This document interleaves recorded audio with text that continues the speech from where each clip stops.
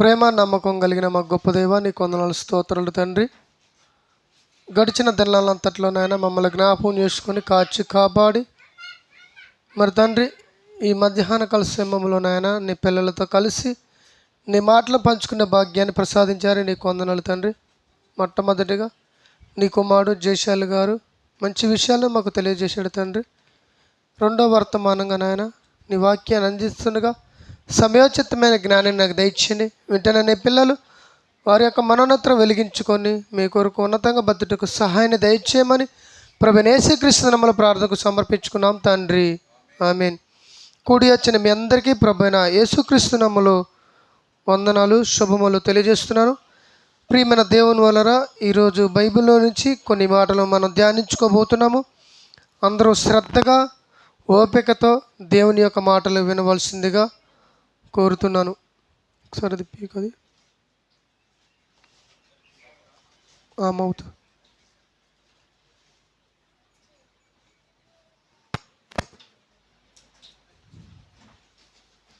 ప్రియమైన దేవుని వలన ఈరోజు మరి పేతురు రాసిన మొదటి పత్రిక 2వ అధ్యాయం మొదటి నుంచి చూద్దాం. పేతురు రాసిన మొదటి పత్రిక 2వ అధ్యాయం మొదటి వివరణలో దేవుడు దయాళుడు అని, నీవు రుచి చూసిన ఎడల ఏమీ చేయాలి అని ఒక పాఠాన్ని మనం ధ్యానించుకోబోతున్నాము. అందరూ బైబిల్ విప్పి తీసినట్లయితే దీనిలోని కొన్ని మాటలు మనం ధ్యానించుకోబోతున్నాం. తీయండి ఒకసారి. 2వ అధ్యాయము మొదటి నుంచి. ప్రభువు దయాళుడని మీరు రుచి చూచి ఉన్న ఎడల, దేవుడు చాలండి, దేవుడు దయాలయుడు అంటే దయ కలిగిన వాడు. దేవుడు దయ కలిగిన వాడని, దయ చూపేవాడని నువ్వేం చేయాలి? రుచి చూడమంటున్నాడు. మనం కొన్నిటిని రుచి చూస్తూ ఉంటాం కదండి, అవునా కదా? మనం చేసుకుంటున్న భోజనాల విషయంలో ఏమండి కర్రీస్ దానిని రుచి చూస్తాం ఏమండి. అంటే కూర ఎలా ఉందో దాన్ని టేస్ట్ చేయటమే రుచి చూడటం అంటారు. ఒక కూర చేయటం విషయంలో రుచి చూడటం కానీ, ఒక బిర్యానీ చేయటంలో రుచి చూడటం కానీ, ఒక సాంబారు చేసినప్పుడు రుచి చూడటం కానీ, ఇలా అనేకమైనవి రుచులను మనం టేస్ట్ చేస్తూ ఉంటాం. దాని యొక్క రుచి ఎలా ఉందో మనం చెప్పగలం. అలాగనే దేవుడు కూడా దయ కలిగిన వాడు, దయ చూపేవాడు. ఆయన యొక్క దయాళత్వాన్ని రుచి చూడమంటున్నాడు. ఎలా రుచి చూడాలి? ఆయన గూర్చి రుచి ఏమిటి తెలుసుకోవాల్సింది ఏంటంటే, దేవుని గూర్చిన ఆలోచన కానీ, దేవుని గూర్చిన మనస్సు కానీ, దేవుని గూర్చిన ఏమండి పద్ధతులు కానీ మనం నేర్చుకోవాలి. ఎలా నేర్చుకోవాలంటే బైబిల్ గ్రంథంలో నుండి తెలుసుకోవాలి. అలా తెలుసుకోవడం వల్లనే ఆయన యొక్క రుచి ఏంటో మనకు అర్థమైంది అంటున్నాడు. అలా చెబుతూ ఏమంటున్నాడు? సమస్తమైన దుష్టత్వము. 15 ఏమని చెబుతున్నాడంటే, ప్రభు దయాళుడిని మీరు రుచి చూచి ఎన్న ఎడల. ఒకవేళ రుచి చూస్తే మీరు చేయవలసిన పనేమిటి అంటే సమస్తమైన దుష్టత్వము మానాలి అంటున్నాడు. నిజంగా దుష్టత్వం అనేది మానలో సంభవిస్తే దేవుడు దయాళుడు అనే విషయాన్ని మర్చిపోతాం. ఆయన గూర్చిన అనుభవ జ్ఞానాన్ని మర్చిపోతాం. సారీ అంటే చూడు ఏమండి, దేవుని గూర్చిన అనుభవ జ్ఞానం మర్చిపోవడానికి గల కారణం ఏంటంటే మనలో దుష్టత్వం ప్రవేశిస్తుంది. దుష్టత్వం వచ్చిందనుకో మందిరానికి పోవాలనే ఆలోచన రాదు. దుష్టత్వం మనలోకి వచ్చిందనుకో దేవుడి మాటలు వినాలన్న ఆలోచన మనలో ఉండదు. ఏమండి, దుష్టత్వం మనలోకి వచ్చిందనుకో సంఘ సహవాసానికి దూరం అయిపోతాం. సమస్త దుష్టత్వం అంటున్నాడు ఇక్కడ. ఏమండి? సమస్తమైన దుష్టత్వం. ఏమండి? దీనికి మరొక మాటను మనం చూద్దాం. యాకోబు రాసిన పత్రిక 1:21. ఈ దుష్టత్వం వల్ల జరిగేదేందో ఇక్కడ చెబుతున్నాడు. మొదటి అధ్యాయము 21. ఏమండి? యాకోబు రాసిన పత్రిక 1:21. అందుచేత సమస్త కల్ముషమును, చూసారండి, దుష్టత్వం అంట విర్రవీగుతుందంట. మనిషిలో ఈ దుష్టత్వం ఒకలా ప్రవేశిస్తే లోపల నాటబడి మీ ఆత్మను రక్షించుటకు శక్తిగల వాక్యాన్ని సాత్వికతంతో మీరు అంగీకరించలేవరు. మాని వేస్తే వీటిని అంగీకరిస్తావు. దుష్టత్వము పైన మరలా చదివితే మీకు అర్థమైద్ది. అందుచేత సమస్త కల్ముషమును విర్రవీగుతున్న దుష్టత్వం మాని వేస్తే అప్పుడు లోపలికి వెళ్ళిపోయింది. మన ఆత్మలో వాక్యము నాటబడిద్ది. దుష్టత్వం ఉంటే వాక్యం నాటబడిద్దా? పొలం ఉందండి, ఒక 2 ఎకరాలు లేదా ఒక 10 ఎకరాలు ఉంది. దాన్ని ఏం చేయాలి? బాగా దున్నాలి కదండి. ఒకప్పుడు నాగలతో దున్నేవాళ్ళు, కానీ ఇప్పుడు ట్రాక్టర్స్తో దున్నుతున్నారు. దాన్ని బాగా దున్నినప్పుడే ఏమైతే నాటేయగలుగుతారు కదండి. అలా మెత్తగా లేకపోతే నాటు వేయటం కుదరదు, అది లోపలికి వెళ్ళటం కూడా కుదరదు. అలాగే ఏమంటున్నాడంటే సమస్తము కల్ముషమును విర్రవీగుతున్న దుష్టత్వం మాని లోపల నాటబడి మీ ఆత్మను రక్షించుటకు శక్తిగల వాక్యాన్ని మనం ఏం చేస్తాం? అంగీకరించగలుగుతాం.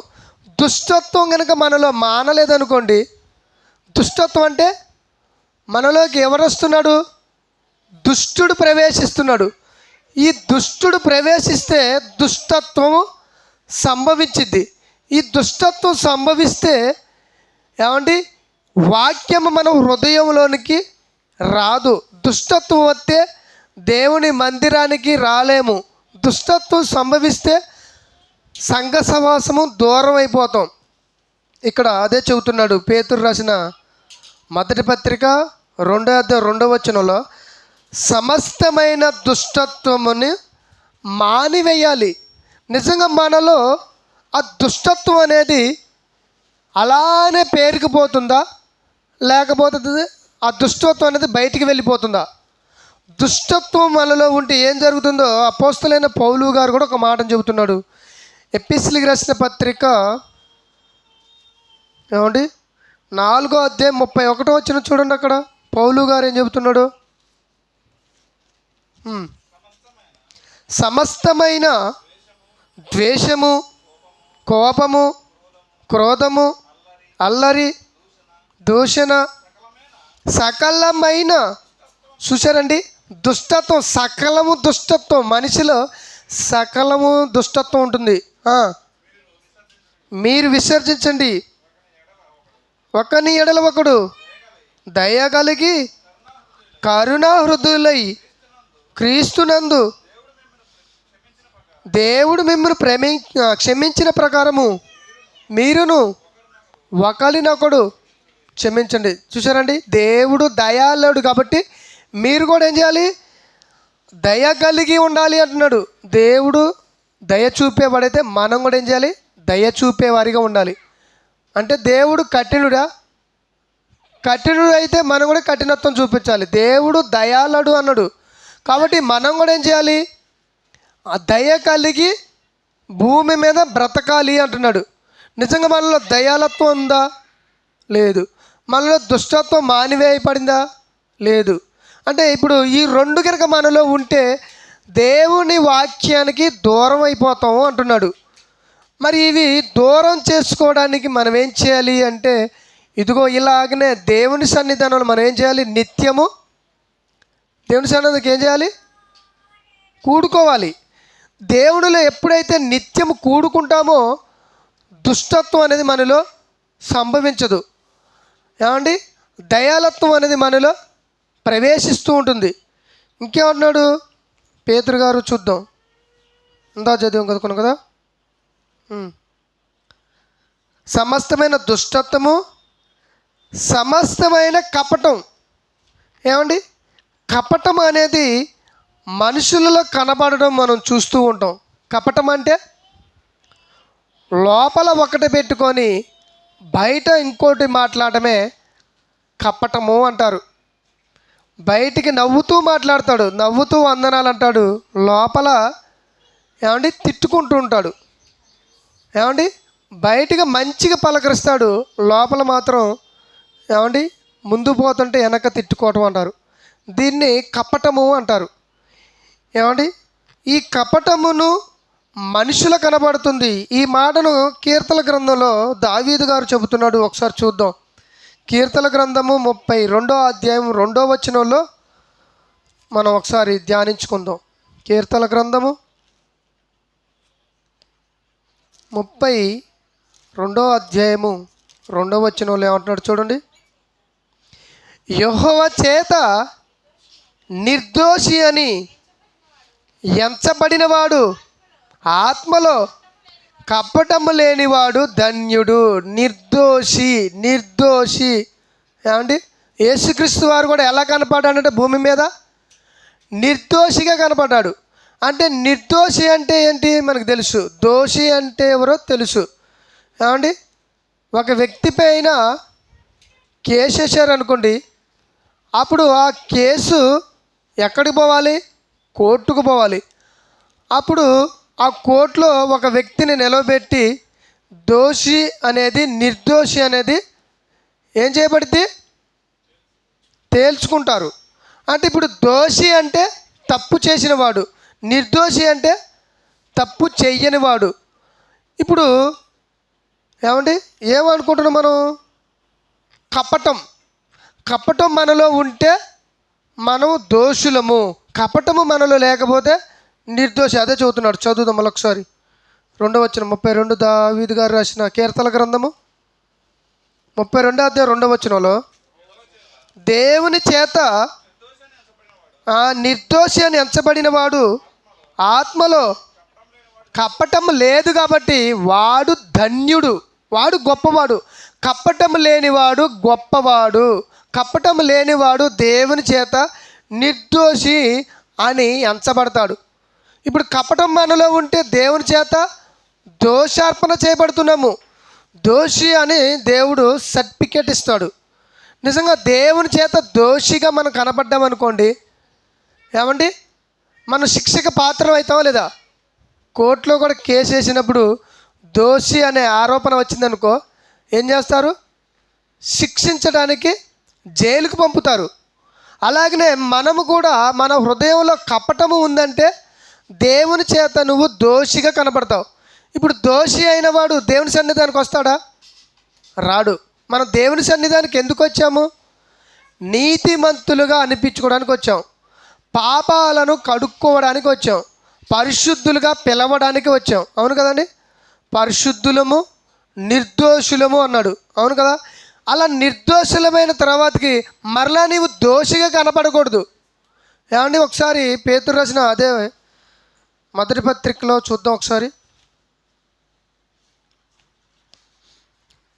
మొదటి పత్రిక 2వ అధ్యాయము 9వ వచనంలో ఏమంటాడో చూద్దాం. అయితే మీరు చీకటిలో నుండి ఆశ్చర్యకరమైన తన వెలుగులోనికి మిమ్మును పిలిచిన. చూసారండి, మనం ఎక్కడ ఉన్నాము ఇంతకుముందు అంటే చీకట్లో ఉన్నాం, అంటే పాపములో ఉన్నాము. లోకంలో ఉన్నామంటే దోషిగా ఉన్నావు, నిర్దోషిగా కనపడట్లేదు దేవుడి దృష్టికి. అప్పుడు దోషిగా ఉన్న నిన్ను, చీకట్లో ఉన్న నిన్ను, కపటంలో ఉన్న నిన్ను, దుష్టత్వంలో ఉన్న నిన్ను, నన్ను దేవుడు పిలుచుకున్నాడు. ఎందులోకి పిలుచుకున్నాడు? వెలుగులోనికి పిలుచుకున్నాడు, పరిశుద్ధులలోనికి పిలుచుకున్నాడు. ఏమండి అలా పరిశుద్ధులుగా ఉండవలసిన మనల్ని దేవుడు, మనం ఏం చేస్తున్నామంటే దుష్టత్వాన్ని మనలోనికి మరలా ఆహ్వానిస్తున్నాం అనుకోండి, మనం ఏమైపోతాము? దేవునికి దూరం అయిపోతాం. కపటం మనలో పెట్టుకున్నాం అనుకోండి, మనం దోషిగా కనబడతాము. ఏమన్నా ఇలా దోషిగా కనబడితే దేవుడు మనల్ని క్షమించడండి. మనల్ని దేవుని రాజ్యానికి హక్కుదారులుగా అవకాశం ఇవ్వడండి. మళ్ళా చూద్దాం, ఇక్కడికి వద్దాం. ఏమండి, ఎక్కడికి? పేతురు రాసిన మొదటి పత్రిక 2వ అధ్యాయంలో 2వ వచనం అయిపోయింది కదా, 3వ వచనం. వేషధారణ అంటున్నాడు. ఇక్కడ మరొకటి మొత్తం ఎన్ని కనపడుతున్నాయి? ఏమండి, దుష్టత్వము, కపటన, వేషధారణ, అసూయ, సమస్తమైన దూషణ మాటలు. మొత్తం ఎన్ని? ఇక్కడ ఒక 5 మాటలు, అంతే కదండి? 5 మాటలు కనపడుతున్నాయి. ఈ 5 మాటలు మన హృదయములో లేదా మన శరీరంలో కనుక కనబడితే మనకి ప్రమాదం అండి. వేషధారణ కనబడుతుంది. వేషధారణ అంటే ఏమిటి? ఏమండి, వేషధారి అని కూడా యేసుక్రీస్తు ఎన్నోసార్లు శాస్త్రులైన పరిచయులారా, వేషధారులైన శాస్త్రులారా, పరిచయులారా, మీరు ఎలా కనపడుతున్నారు అని ఒక మాటను మనం చూద్దాం. మత్తయి సువార్త 23వ అధ్యాయం 27వ వచనం. వేషధారణ అంటే ఏంటో మనకు బైబిల్లో నుంచి సమాధానం తెలుసుకోవాలి. మత్తయి సువార్త 23వ అధ్యాయము 27వ వచనం. అయ్యో వేషధారులైన శాస్త్రులారా, పరిచయులారా, మీరు చూసారండి. వేషధారణ అంటే సున్నం కొట్టిన సమాధి. సమాధి ఎలా ఉంటుంది? సున్నం కొడితే తెల్లగొడుతుంది, లోపల కుళ్ళిపోయి ఉంటుంది. శరీరం అంతా ఎలా ఉంటుందండి? పురుగులు బట్టి శరీరం మొత్తం పీక్కొని తింటే అది చూసినందుకు అదృశ్యం ఎలా ఉంటుంది? చూడలేత్వం మనం ఆ భయంకరమైన స్థితిని చూడలేం. అంటే పైకి మనం ఎలా నీట్గా కనపడుతున్నాం, అవును కదండి? చాలామంది కూడా చర్చిల్లో కూడా చూడండి ఎలా నీట్గా కనపడతారు. ప్రార్థన చేసేటప్పుడు కానీ అతను చేసే ప్రార్థన బట్టి కూడా ఓ మంచి భక్తుడే అనుకుంటాం. పాటలు పాడేటప్పుడు కూడా మంచి భక్తుడే అనుకుంటాం. ఏమండి, ఇలా కనబడుతూ ఉంటారు. కానీ బయటికి పోతే ఎలా ఉంటుందో పరిస్థితి ఏమండి తెలిసిపోయింది. అలాగనే మనుషులు ఎలా ఉన్నారంట, మరలా చూద్దాం ఆ మాట. అయ్యో వేషధారులైన శాస్త్రులారా, పరిచయులారా, మీరు సున్నం కొట్టిన సమాధులను పోలి ఉన్నారు. అవి వెలుపుల శృంగారంగాను అగపడుచు కానీ లోపల సచ్చిన వారి ఎముకలతోనూ సమస్త కల్ముషంతోనూ. చూసారండి, సమాధులు మనం చూస్తుంటే పెద్ద పెద్ద సమాధులు, రాతి సమాధులతో కడుతుంటారు. ఆ సమాధులు బయటికి నీటుగాను ఏమండి ఎంతో అందంగాను కనబడుతూ ఉంటాయి. వాటిని చూసినప్పుడు వాటి దగ్గరికి వెళ్ళాలి అనిపిస్తుంటుంది. కానీ లోపల కనుక సమాధిని తవ్వి చూస్తే ఎలా ఉంటుందంటే ఏమండి వాసన కొట్టిద్ది అనమాట, అవునా కదా? బొక్కలు తప్ప ఏం కనపడవు. అంటే మొత్తం ఎలా ఉంటుందంట? సమస్త కల్ముషంతో ఉంటుందంట మనిషి. అంటే వేషధారణతో కనపడితే నువ్వు ఎలా కనపడుతున్నావు? దేవుడికేమో కల్ముషంతో కనపడుతున్నావు, పైకేమో భక్తుడిలాగా కనపడుతున్నావు, పైకేమో నీతిమంతులాగా కనపడుతున్నాము. కానీ లోపల అలా ఉంది, వేషధారణ అంటున్నాడు. అంటే లోపల హృదయం మారలేదు, పైన ఏం మారింది?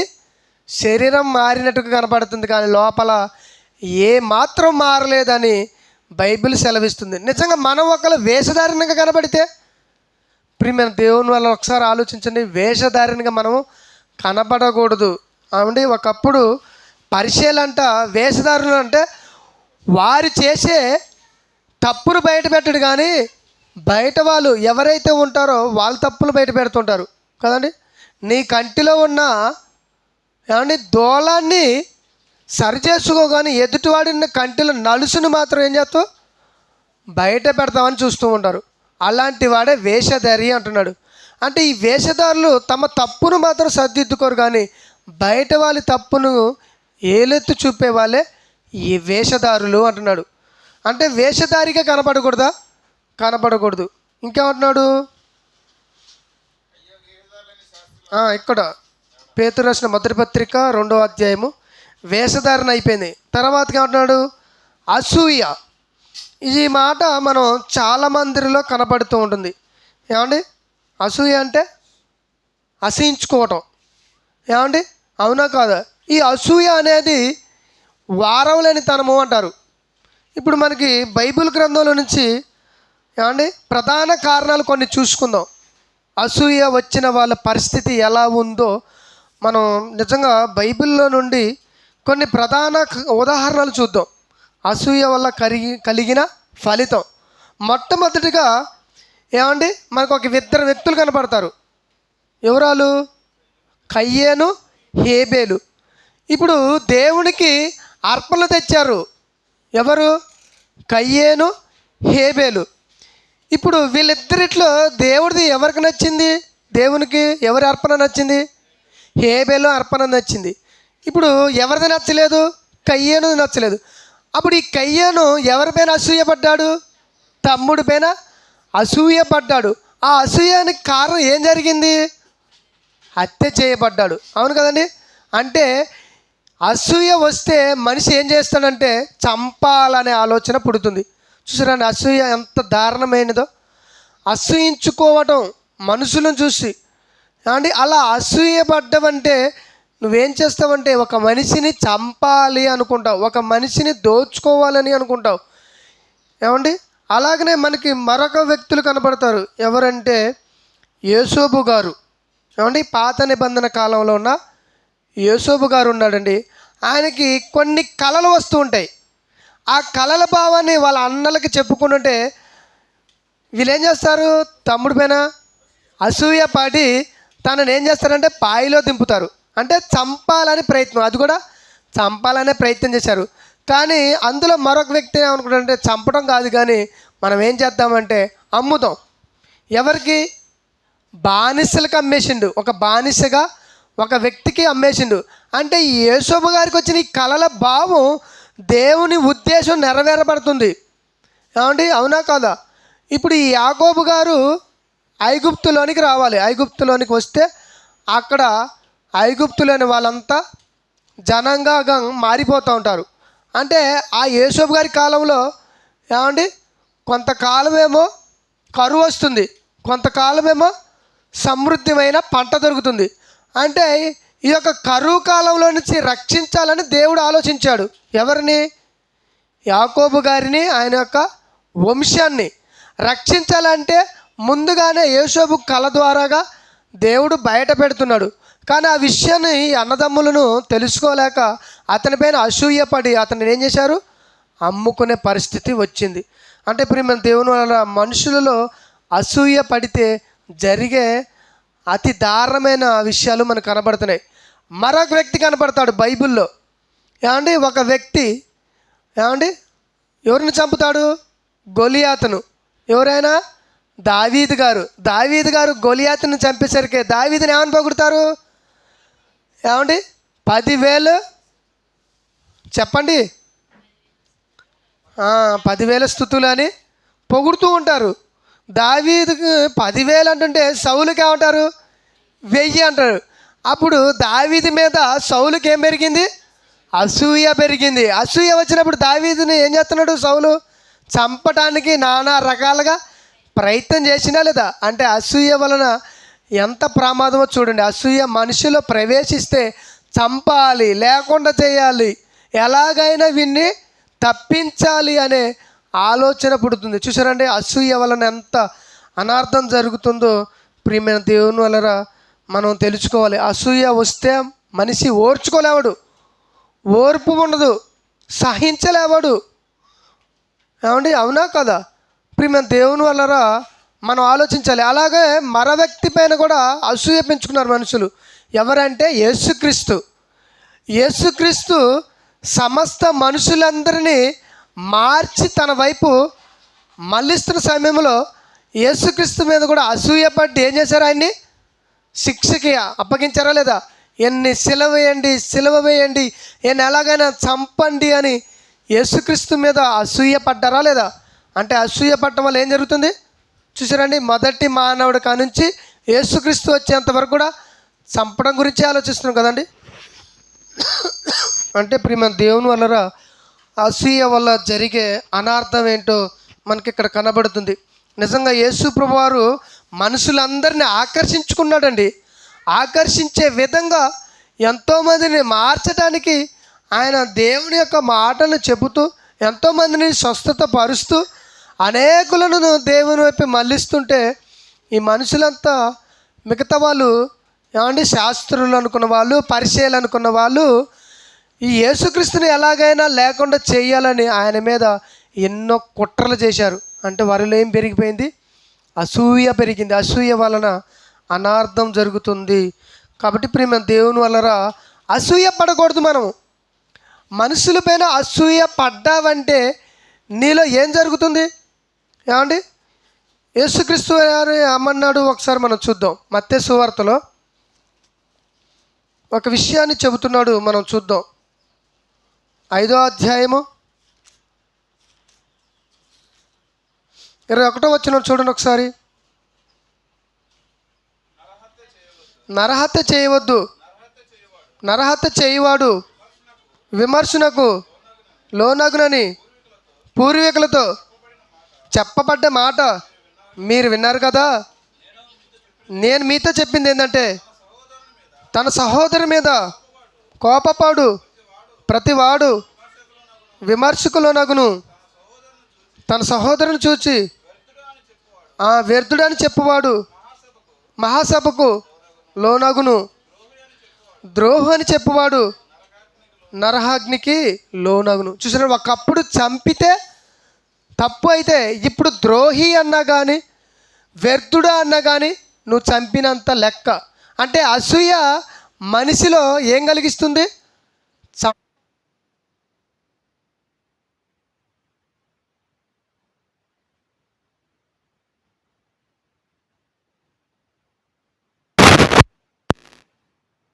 మనిషిని చంపాలనే ఒక ఆలోచన కలిగిస్తూ ఉంది. అంటే ప్రియమైన దేవుని వలన మనలో అసూయ అనేది ప్రవేశింపకూడదు. దాని వలన ఎంతో ఇబ్బంది పడిపోవాల్సి వస్తుంది. ఇంకా ఉన్నాడు, మళ్ళీ ఇక్కడ చూద్దాం. పేతురు రాసిన మొదటి పత్రిక, శాంతి ఒకసారి పిల్లగా తీసుకుని సమస్త దూషణ మాటలు చూసారండి. దూషణ మాటలు అంటే దూషించే మాటలు, తిట్టుకోవడం. ఏదైనా చిన్న విషయంలో గొడవ వచ్చిందనుకో, ఒకరు ఏం చేస్తారు? దూషించుకుంటారు. దాని గురించి ఒకసారి మరి కొరింథీ రాసిన మొదటి పత్రిక 6వ అధ్యాయం 10వ వచనంలో చూడండి. పౌలు గారు అంటున్నాడు. కొరింథీ రాసిన మొదటి పత్రిక 6వ అధ్యాయము 10వ వచనాన్ని చూద్దాం ఒకసారి. 10వ వచనంలో ఏమంటున్నాడు? ఇక్కడ దొంగనైనను లోబులైనను తాగుబోతులైనను దూషకులైనను దోచుకుని వారైనను దేవుని రాజ్యాన్ని పోగొట్టుకుంటావు. దూషణ మాటలు నీలో ఉన్నాయంటే దేవుని రాజ్యానికి నువ్వేం చేస్తున్నావు? హక్కుదారుడు కావు అంటున్నాడు. అంటే దూషించే మాటలు మనలో రాకూడదా? దూషణ మాటలు మనలో రాకూడదండి. నిజంగా దూషణ మాటలు మనలో వస్తే ఏమండి దేవుడు కూడా సహించడు. అవును కదా, దూషించడం. ఏమండి ఎవరిని చూసినా కానీ కొంతమంది దూషిస్తూ ఉంటారు. అంటే తప్పుడుగా మాట్లాడటం, ఏమండి తప్పుడుగా వ్యాఖ్యానం చేయటం, బూతులు మాట్లాడటం. దూషించడం అంటే బూతులే కదండి, ఏది వస్తుందో నోటికి తెలియదు. అలా దూషిస్తే పరలోక రాజ్యానికి హక్కుదారుడు కావాలంటున్నాడు. అలాగే మత్తయి సువార్త కూడా చూడండి ఒకసారి. మత్తయి సువార్త 12వ అధ్యాయం 31వ వచనం చూడండి ఒకసారి. యేసుక్రీస్తు వారు ఏమంటున్నాడు ఇక్కడ చూద్దాం. 12వ అధ్యాయము 31వ వచనం. కాబట్టి నేను మీతో చెప్పినది ఏమనగా మనుషులు చేసే ప్రతి పాపమును దూషణయు వారికి క్షమించబడితే గాని ఆత్మ విషయమైన దూషణకు పాప క్షమాపణ లేదు. ఆత్మ అనగా పరిశుద్ధాత్మ దేవుని దూషించిన వాళ్ళు లేరా? మనకి యూట్యూబ్ లో ఎంతమంది కనబడుతున్నారు? ఏమండి మనకి యూట్యూబ్లో మనం చూస్తే ఏమండి దేవుణ్ణి పరిశుద్ధాత్మను దూషిస్తున్న ఎంతోమంది మతోన్మాదులు మనకు కనబడుతూ ఉన్నారు. అంటే ప్రియమైన దేవుని వలన ఇంకా అంటాడు చూడండి ఒకసారి. అదే మాట కంటిన్యూ చేయి. 32వ వచనం. మనిషి కుమారునికి విదూరంగా మాట్లాడడానికి పాపక్షమాపణ కలదు కానీ పరిశుద్ధాత్మకు విరోధముగా మాట్లాడడానికి ఈ యుగమందైనను రాబో యుగమందైనను పాపక్షమాపణ ఉండదు. చూసారండి, దూషణ మాటలు పలకటం వలన అసలు మనకు పాప క్షమాపణే ఉండదు. ఏమండి, మనలో కూడా ఎవరు వస్తున్నారు? పరిశుద్ధాత్మ వస్తున్నాడా లేదా? ఒకసారి ఇటు వినాలి. మన బాప్తీసం తీసుకున్నాక మనలోకి ఎవరు వస్తున్నారని చెప్తుంది బైబిల్. పరిశుద్ధాత్మ మనలో ఉన్నప్పుడు మనలో నుంచి దూషణ మాటలు వచ్చినాయి అనుకోండి, అప్పుడు ఎవరిని బాధ పెట్టినట్టు? పరిశుద్ధాత్మని బాధ పెట్టినట్టు. అలా పరిశుద్ధాత్మను నువ్వేం చేస్తున్నావు? దూషిస్తున్నట్టే. నువ్వు నీతిమంతుడిగా మారావు. బాప్తీసం తీసుకొని నీతిమంతుడిగా మారినప్పుడు నీలోకి పరిశుద్ధాత్మ దేవుడు ప్రవేశించినాక మరలా పాపం వస్తుందంటే నువ్వు పరిశుద్ధాత్మను ఏం చేస్తున్నావు? దూషిస్తున్నట్టే కదండి. అవును కదా. ఆయన వస్తే మనలో బూతులు రాకూడదు, ఆయన మనలో ఉంటే అసూయ పడకూడదు, ఆయన మనలో ఉంటే దుష్టత్వం రాకూడదు. చూసారండి, పరిశుద్ధాత్మ మనలోకి వచ్చిన తర్వాతకి మనలో దుష్టత్వం రాకూడదు, దూషణ మాటలు రాకూడదు, అసూయ రాకూడదు, వేషధారణగా మనం కనబడకూడదు. అంటే బయటికేమో నీతిమంతుడిగా కనబడుతూ లోపల చెడు అనేటిని హృదయంలో పెట్టుకొని బ్రతికితే దేవుణ్ణి ఆ పరిశుద్ధాత్మను బాధ పెట్టట కదా. అంటే ప్రేమ దేవుని వల్లరా ఈ 5 రకాలుగా మనలో ఉంటే మన దేవుణ్ణి రుచి చూసినట్టేనా? ఏమన్నాడు? మొదటి వచనం చదువుకున్నాం కదా, మరలా ఆ మాటను చూద్దాం. ఏమండి ఏమన్నాడు చూడండి ఒకసారి. పేతురు రాసిన మొదటి పత్రిక 2వ అధ్యాయం మొదట్లో, ప్రభు దయాళుడని మీరు ఒకవేళ రుచి చూస్తే వీటన్నింటినీ మన హృదయంలో నుంచి తొలగించుకోవాలి. ఆయన యొక్క గొప్పతనాన్ని నువ్వు తెలుసుకున్న తర్వాతకి, ఆయన గూర్చిన అనుభవ జ్ఞానాన్ని నేర్చుకున్న తర్వాతకి మనలో ఏముండకూడదు? అదే చదవండి, మొత్తంగా చదవండి ఒకసారి. సమస్తమైన దుష్టత్వమును, సమస్తమైన కపటమును, వేషధారణయు, అసూయయు, సమస్త దూషణ మాటలు మాని క్రొత్తగా జన్మించిన శిశువులను పోలిన వారై ఉండాలి. శిశువులను కొత్తగా జన్మించడం అంటే తల్లి గర్భంలో నుంచి భూమి మీదకి అడుగు పెడుతుంది చూసిన శిశువులు, చిన్న పిల్లలు అంటారు. వాళ్ళు ఎలా ఉంటారండి? వాళ్ళు ఎవరినైనా దూషించగలరా? తిట్టగలరా? వాళ్ళు ఎవరినైనా అసూయపడగలరా? ఎవరినైనా చంపాలని ఆలోచన వస్తుందా? ఏమండి, వేసన కనపడిద్దా? లోపల ఒకటి పెట్టుకుని బయట ఇంకోటి మాట్లాడటం అనేది కనపడిద్దా? అంటే వాళ్ళు ఎలా కనపడతారు? పసిపిల్లలు అంటే ఏమీ తెలియని వారు, వాళ్ళకి ఏమీ అర్థం కాదు, ఏం చెప్పినా వినే పరిస్థితిలో లేనివారు. అలాగా ఉండాలి. దేవుడు దయాళుడని నువ్వు రుచి చూసిన తర్వాతకి, అంటే కూర రుచి చూసిన, బిర్యానీ రుచి చూసిన అనుకో, అది తింటావా పారేస్తావా? ఏమండి, చికెన్ ఫ్రై బాగా చేసుకున్నావు, రుచి చూసిన తర్వాత తింటావా పారేస్తావా? తింటాం కానీ పారేయాలి కదా. ఇప్పుడు దేవుణ్ణి కూడా బాగా రుచి చూసిన తర్వాతకి దేవుని మందిరాన్ని మానేస్తున్నావా? దానిలో కంటిన్యూ చేస్తున్నావా? ఏమండి, దేవుని గురించి బాగా తెలుసుకున్న తర్వాతకి మనం ఏం చేయాలి? దేవుని సన్నిధానంలో నడవాలి, సంఘ సహవాసంతో నువ్వు ఏకమై ఉండాలి. అంతే కదండి. అంతేగాని విన్న తర్వాతకి నాకు బాగా తెలిసిందిలే, నువ్వు బయటికి పోతే నువ్వేం చేస్తున్నావు? పారేస్తున్నట్టు. ఒక బిర్యానీ రుచి చూసిన తర్వాతకి పారేస్తున్నావు అంటే నీ అంతా ఏమండి బుద్ధిహీనుడు ఎవరు ఉండరని అంటారు. అవును కదండి. నేను ఇంత మంచిగా రుచిగా చేసి నీకు పెడితే నువ్వేం చేస్తున్నావు? పారేస్తున్నావు. అలాగనే నన్ను గూర్చి ఇంత ఘనంగా నేర్చుకున్న తర్వాత కూడా నువ్వు నన్ను ఏం చేస్తున్నావు? మానేస్తున్నావు, మర్చిపోతున్నావు, దేవుని సన్నిధాన్ని విడిచిపెడుతున్నావు, సంఘ సహవాసాన్ని ఏం చేస్తున్నావు? విడిచిపెట్టేస్తున్నావు. అంటే ప్రియమైన దేవుని వల్ల మనం దేవుని నమ్ముకున్న తర్వాత కూడా ఇవే ఉన్నాయేమో కదా. నువ్వు దేవుని సన్నిధాన్ని మానేస్తున్నావు, దుష్టత్వం ఉందేమో, దూషణ మాటలు ఉన్నాయేమో, అసూయ ఉందేమో, వేషధారణ ఉందేమో. అందుకనే నువ్వు దేవుని సన్నిధాన్ని ఏం చేస్తున్నావు? మానేస్తున్నావు, సంఘ సమాసం మానేస్తున్నావు. వీటన్నిటినీ మన హృదయంలో నుంచి తొలగించుకున్నప్పుడే దేవుడు దయాళుడు అని, ఆయన ఎంతో మంచి వ్యక్తిత్వం కలిగిన వాడు అని నువ్వేం చేయాలి? ఇతరులకి పంచాలి. అలా గనక ఉంటేనే మనం నిజంగా ప్రేమ దేవుని రాజ్యానికి హక్కుదారులు అవుతాం. కళ్ళు మూసుకొని ప్రార్థన చేసుకుందాం. ప్రేమ నమ్మకం కలిగిన మా గొప్ప దేవా నీ కొందనాలు స్తోత్రాలు తండ్రి. ఇప్పటి వరకు నాయన మీ పిల్లలకు ఎన్నో మాటలు తెలియజేశాను తండ్రి. ఈ మాటలు వాళ్ళకే కాదు నాయన నాకు కూడా వర్తిస్తాయని నమ్ముతూ నేను ఇంకా నాయన అనేకులకు నాయన సాక్షిగా నిలబడే భాగ్యాన్ని ప్రసాదించమని, అలాగే నా తండ్రి నీ కుమారుడి యొక్క శరీరం రక్తాలను పాలు పంచుకుండగా జ్ఞాపకం చేసుకోమని ప్రభువైన యేసుక్రీస్తుని మరి ప్రార్థనకు సమర్పించుకున్నాం తండ్రి. ఆమేన్. అందరికీ వందనాలు.